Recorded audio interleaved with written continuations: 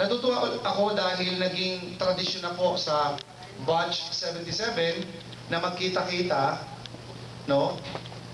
Bago matapos ang taon. June, ilang taon na natin ginagawa ito, no? December 30, di ba? Parang tradisyon, naging tradisyon na. At alam ko marami pang dadating, gaya ng sinabi ni Kabatch Tess, na yung iba on the way pa. No? At nakakalungkot naman on the other side na bagamat dito tayo para magsaya, merong mga pangyayari sa buhay natin, sa ating bansa, na may mga tao naman na sa kabilang parte ng Pilipinas, lalo na nga po doon sa Iligan at sa Cagayan de Oro, na sobrang malungkot naman sila. Alam ko naman na nakikisa ang bawat isa sa atin sa nangyari, no? Kaya lang, katulad nga ng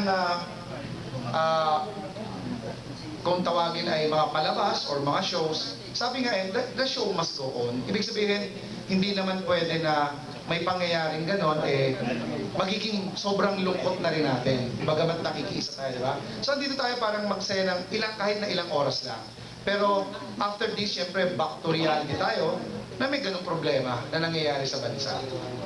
At alam ko naman na karamihan sa atin, siguro may mga ginawa na rin kayong mga pag-alalay o pagsuporta, no? Lalo na yung mga nasa mga malalaking kumpanya o yung mga medyo nakakaangat sa buhay, no?